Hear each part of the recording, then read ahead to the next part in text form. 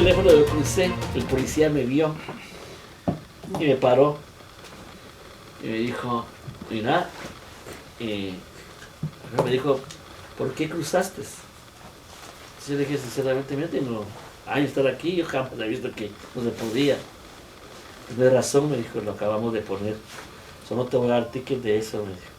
Te voy a dar ticket porque estás en el teléfono, pero no te va a ir en tu récord porque los del teléfono no van en los récords, solamente el del tráfico. Yo sería una persona justa, que vivió por la ley, pero que entendió la misericordia. Ahora, si un humano puede hacer eso, ¿cómo que el Eterno no va a poder hacer eso en el Antiguo Testamento? Si a todos les dio igual, a todos los amó igual, a todos los amó igual. A Abraham, a Isaac, no hay diferencia entre ellos y nosotros. Su misericordia es la misma.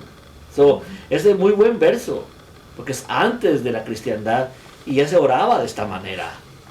Se oraba diciendo no es por tus justicias, sino por tu misericordia. Y se lo oigo, es una oración como cristiana, donde estamos implorando la gracia del Eterno en nosotros, ¿o no? Entonces se da cuenta que está ahí. Veamos, entonces, veamos otro término. No hay diferencia entre misericordia y la palabra gracia. Gracia en sí viene de una palabra pagana que es la hija de Grecia. Es una diosa. En sí la palabra. ¿La palabra gracia? Es un nombre de una diosa. Sí, sí. No estoy seguro que la cristiandad no está diciendo eso, pero de ahí viene. La palabra correcta es misericordia o compasión, más que todo. Compasión sería la mejor palabra, porque misericordia significa mesa de miseria. Sería más compasión, Hanud, Rahamín, benevolencia que el Eterno ha tenido con nosotros. Si vamos al Salmos 82, no tienen que verlo, pero lo pueden leer en su casa, ahí habla de que dice, y la misericordia y la justicia se besaron, ¿verdad? Porque está hablando de que el Eterno es una combinación de estas dos fuerzas, de restricción y de benevolencia. Bueno, en Kabbalah le llamamos como el Ein Sof, porque la nada, que es restricción, y lo todo, que es darlo todo. Entonces, dentro de esos dos mundos es donde entendemos quién es Él. ¿Ok? Ahora vamos a ver otro término.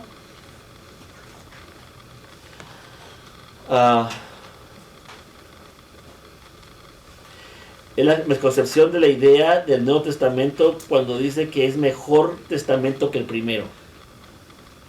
Eso lo encontramos en el libro de Hebreos, donde el que escribió dice, este pacto, o testamento, no estoy tratando de la palabra, este pacto, hablando del pacto nuevo, es mejor que el antiguo. Entonces la gente otra vez dice, ¿vio? Estamos en un nuevo pacto, el antiguo ya no está bueno. Pero cuando usted lee bien, capítulo 7, 8 y 9 de Hebreos, está hablando del sacrificio de animales. Lógicamente, que ese va a ser menos que el nuevo, porque el nuevo fue un humano quien murió por nosotros, versus un animal. Tiene sentido que el nuevo sea más grande, pero no está hablando de en sí toda la Torá, sino está hablando de los sacrificios de animales para perdón de pecados. Lógicamente todo lo entenderíamos. Eso está en Hebreos 8, 9. ¿Alguien sabe por qué sacrificaban animales? No. ¿Perdón? ¿Por qué sacrificaban animales? ¿Qué culpa tenían los animalitos, pues? Pues no, pero era la creencia de ellos que con eso iban a... No, pero está dado por la Torá, el Eterno se los dijo.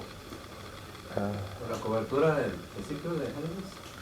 Por las Por pieles. Tiene por sus pieles.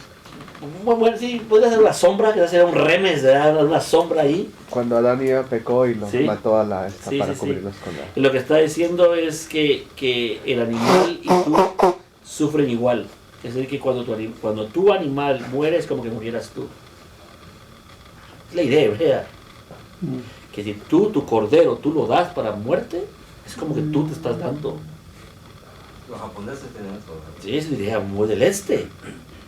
Entonces, porque toda la esencia del universo está en todos. Entonces el animalito está tomando mi lugar para eventualmente alcanzar Alguien tiene que pagar con el pato, como decimos en Guatemala. Sí, Alguien pero tiene que para pagar. el pato. Mucha. No puede ser de otra manera. Vamos a ver esto más adelante, pero esta es la idea. Cuando oiga usted ese verso que dice a better covenant o mejor pacto, lógicamente, dígale sí. ¿Dónde lo leyó? En Hebreos. ¿Y qué estaba hablando Hebreos? Sacrificio de animales. Muchas gracias. Simple. No nada más que, lógicamente, de animales. ¿Ok? Seguimos. El siguiente es el Espíritu Santo, el Ruach HaKodesh y la ley. Esa es otra misconcepción que tenemos. Vamos a ir a Gálatas 5, 16, 18.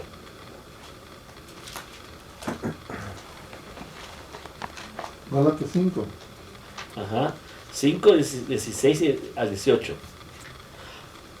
Ahora en esta clase estamos haciendo como ensalada.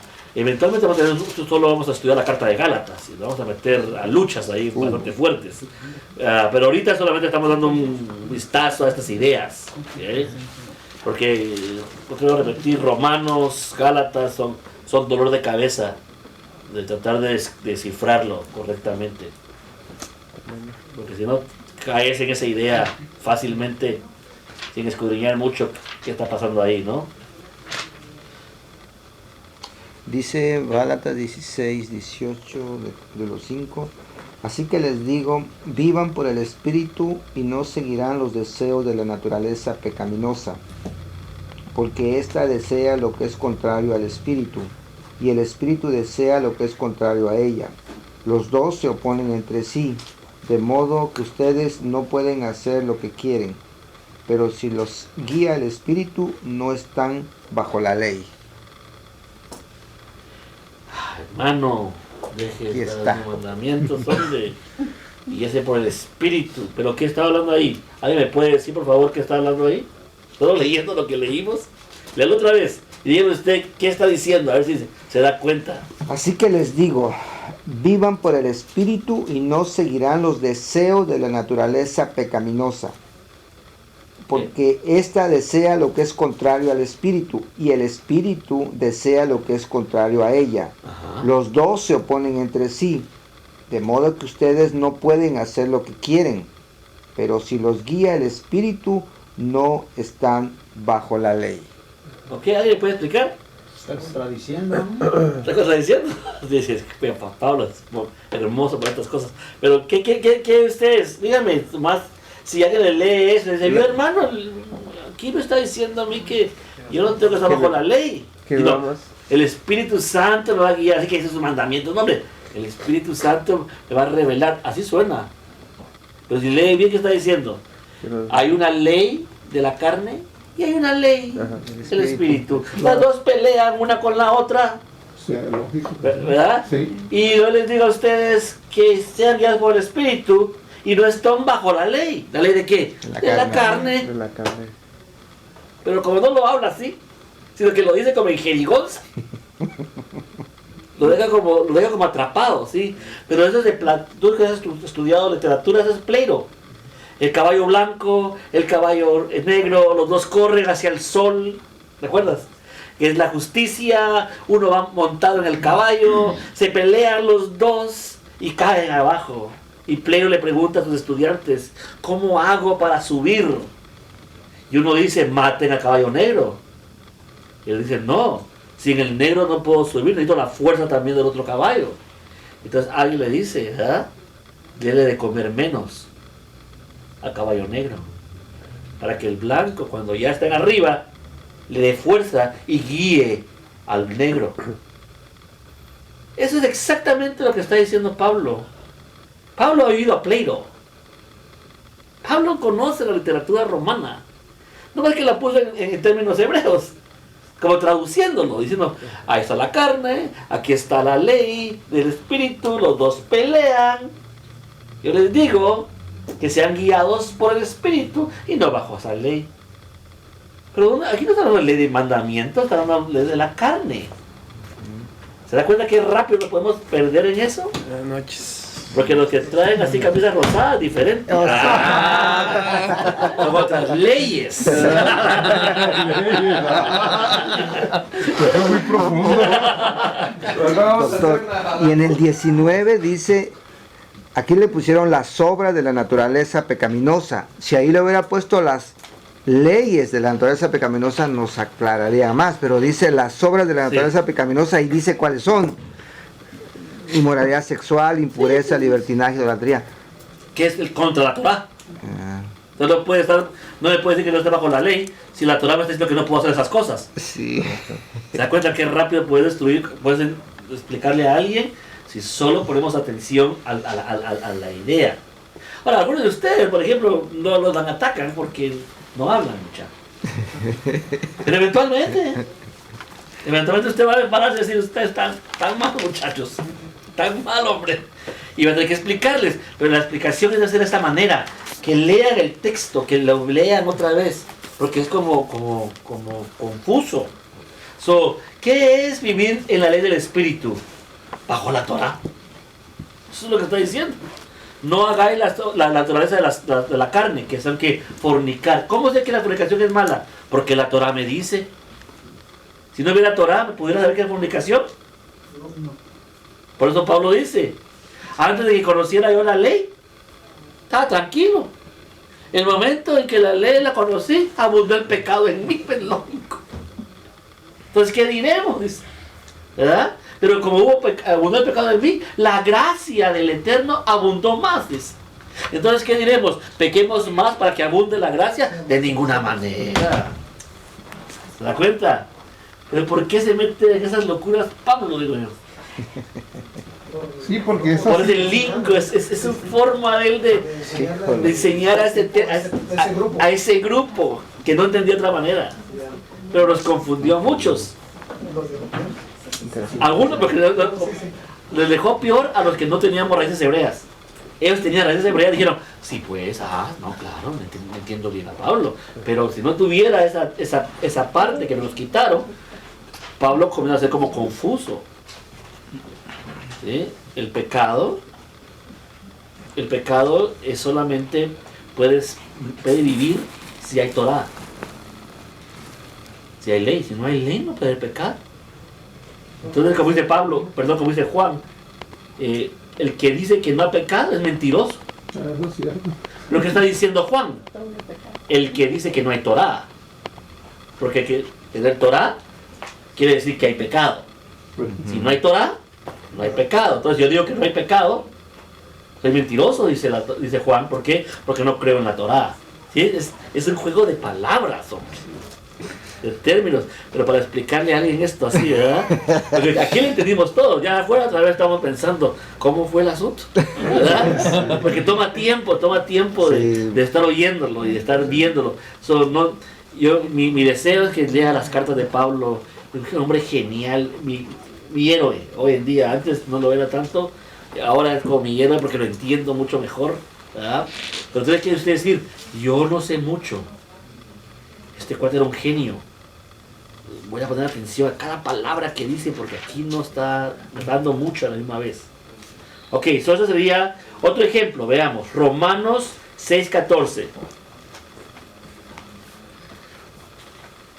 Veamos ese me encanta también, me lo dan todo el tiempo.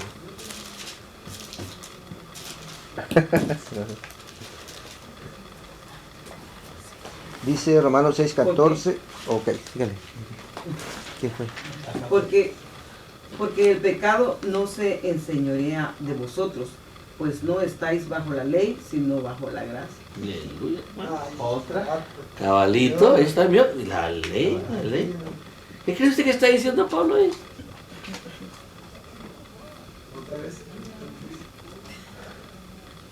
¿Quiere que lo lea? Sí, por favor. Okay. Porque el pecado no se enseñoreará de vosotros, pues no estáis bajo la ley, sino bajo la gracia. Ese me lo dicen a mí todo el tiempo. Entonces yo les digo, ¿por qué no leemos el capítulo del principio?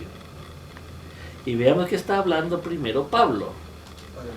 Veamos el 6.1, Mica, hasta adelante. Dale, pues. Okay. ¿Qué pues diremos? perseveraremos en el pecado para que la gracia abunde? En ninguna manera, porque los que hemos muerto al pecado, ¿cómo viviremos aún en él?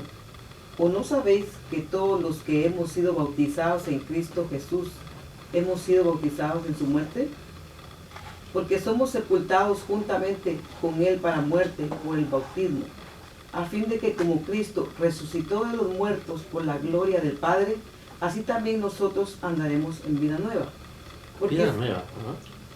Porque si fuimos plantados juntamente con él en la semejanza de su muerte, así también lo seremos en la de su resurrección. Sabiendo esto, que nuestro viejo hombre fue crucificado juntamente con él, para que el cuerpo del pecador sea destruido, a fin de que no sirvamos más al pecado. Sirvamos al pecado. El pecado era nuestro amo. Esclavos del pecado, dice. Que yo creo que entienda eso, que la clave aquí es que Pablo percibe que hay una energía, hay una potestad llamada pecado y le servimos. Somos esclavos de ese pecado. ¿Ok? Ahora sí, mija. Porque el que ha muerto ha sido justificado del pecado. Y si morimos con Cristo, creemos que también viviremos con él. Entonces, palabras, la única manera de quitarme de esclavo, que es que me muera. Si me muero, el pecado me deja, pero me mató. Pero si morí en Cristo, en este caso, como Él se levantó entre los muertos, también yo me levantaré entre los muertos. Él está usando esa idea. ¿Seguimos? Sabiendo que Cristo, habiendo resucitado de los muertos, ya no muere. La muerte no se enseñorea más de él. Y ahora que yo estoy levantado entre los muertos, el pecado de la ley del pecado no me llega a mí ya, porque la ley del pecado es muerte. Pero como yo me levanté entre los muertos con el Mashiach, porque se levantó primero y yo tengo fe en él, esa muerte no me llegará a mí jamás. Yo ya no estoy bajo esa ley del pecado. Entonces, Porque en cuanto murió al pecado, murió una vez por todas, mas en cuanto vive, para Dios vive. Así también vosotros, consideraos muertos al pecado, pero vivos para Dios en Cristo Jesús, Señor nuestro. No reine, pues, el pecado en vuestro cuerpo mortal, de modo que lo obedezcáis en sus concupiscencias. es decir, no obedezcas al pecado que está en tu carne. Es lo que está diciendo, ¿ok?